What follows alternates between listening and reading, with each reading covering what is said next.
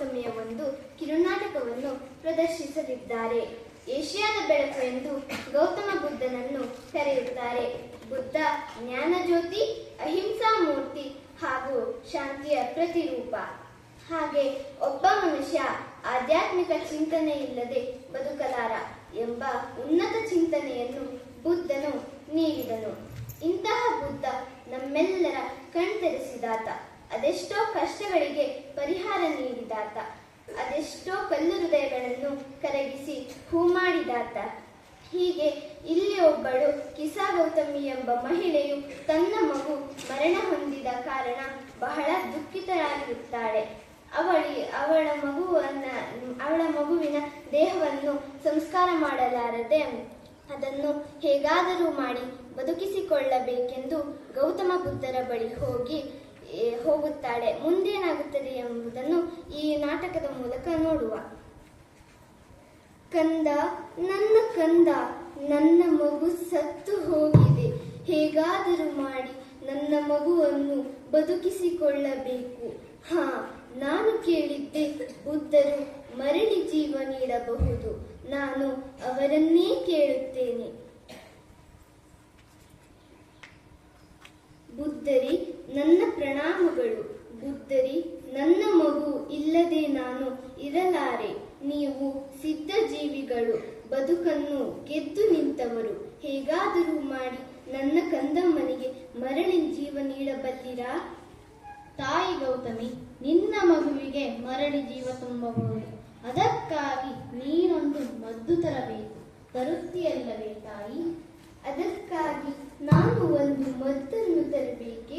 ಬೇಗ ಹೇಳಿ ತಂದೆ, ಅದು ಯಾವ ಮದ್ದು? ಈಗಲೇ ತರುತ್ತೇನೆ, ಈ ಕ್ಷಣವೇ ತರುತ್ತೇನೆ. ಅಗತ್ಯವಾಗಿ ತಾಯಿ, ಸಾವೇ ಇಲ್ಲದ ಮನೆಯಿಂದ ಒಂದು ಹಿಡಿ ಸಾಸಿವೆ ಕೊಂಡು ಬಾ. ಇದರಿಂದ ನಿನ್ನ ಮಗುವಿಗೆ ಜೀವ ತುಂಬಬಹುದು. ಈಗಲೇ ತರುತ್ತೇನೆ ಸ್ವಾಮಿ.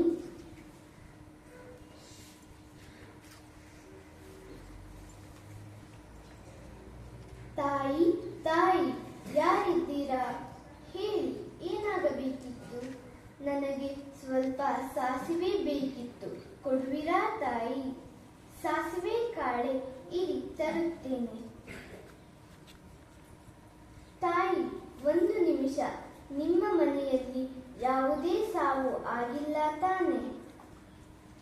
ನಮ್ಮ ಅಮ್ಮನ ಸಾವನ್ನು ನನ್ನಿಂದ ಮರೆಯಲು ಸಾಧ್ಯವಾಗುತ್ತಿಲ್ಲ ತಾಯಿ. ಹಾಗಾದರೆ ನನಗೆ ಸಾಸಿವೆ ಬೇಡ ತಾಯಿ. ನನಗೆ ಸಾವಿಲ್ಲದ ಮನೆಯ ಸಾಸಿವೆ ಬೇಕಿತ್ತು.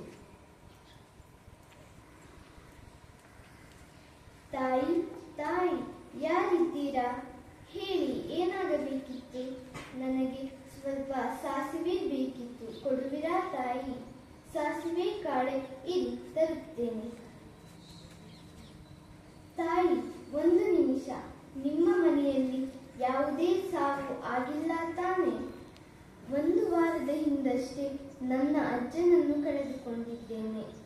ಹಾಗಾದರೆ ನನಗೆ ಸಾಸಿವೆ ಬೇಡ ತಾಯಿ. ನನಗೆ ಸಾವಿಲ್ಲದ ಮನೆಯ ಸಾಸಿವೆ ಬೇಕಿತ್ತು. ಅಯ್ಯೋ ಅಯ್ಯೋ, ಸಾವಿಲ್ಲದ ಮನೆಯ ಸಾಸಿವೆ ಯಾರಾದರೂ ನೀಡುವಿರಾ? ಸ್ವಲ್ಪ ಸಮಯದ ನಂತರ. ಬಂದೆಯ ತಾಯಿ, ಬಾ. ನಾನು ಹೇಳಿದ್ದ ಮದ್ದು ಸಿಕ್ಕಿದೆ. ಎಲ್ಲೆಲ್ಲಿ ಅಲೆದರೂ ಸಾಸಿವೆ ಸಿಗಲೇ ಇಲ್ಲ ಸ್ವಾಮಿ. ಎಲ್ಲೆಲ್ಲೂ ಇರಲಿಲ್ಲವೇ? ಎಲ್ಲಿ ಹೋದರಲ್ಲಿ ಮೃತ್ಯುವಿನ ಕುಣಿತ. ಒಬ್ಬರು ತಂದೆಯನ್ನು ಕಳೆದುಕೊಂಡಿದ್ದರೆ ಮತ್ತೊಬ್ಬರು ತಾಯಿಯನ್ನು, ಒಬ್ಬರು ಮಕ್ಕಳನ್ನು ಕಳೆದುಕೊಂಡಿದ್ದರೆ ಮತ್ತೊಬ್ಬರು ಬಳಗವನ್ನು.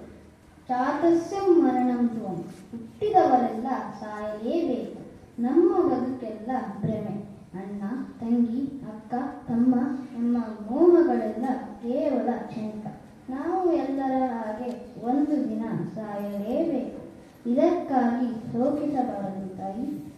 ಛೆ ಛೆ, ನಾನೆಂತ ತಪ್ಪು ಮಾಡಿದ್ದೆ? ಭಗವಾನ್, ಭಗವಾನ್, ದಯಮಾಡಿ ನನ್ನನ್ನು ಕ್ಷಮಿಸಿ. ಹುಟ್ಟಿದವರೆಲ್ಲ ಸಾಯಲೇಬೇಕು. ಇದನ್ನೆಲ್ಲ ಮರೆತು ನಿನ್ನ ಜೀವನವನ್ನು ಸಾಗಿಸು. ಜ್ಞಾನದ ಪಥದಲ್ಲಿ ಹೆಜ್ಜೆ ಇಡುತ್ತಾ ಸಾಗು. ನಿನಗೆ ಮಂಗಳವಾಗಲಿ ತಾಯಿ. ಬುದ್ಧಂ ಶರಣಂ ಗಚ್ಚಾಮಿ.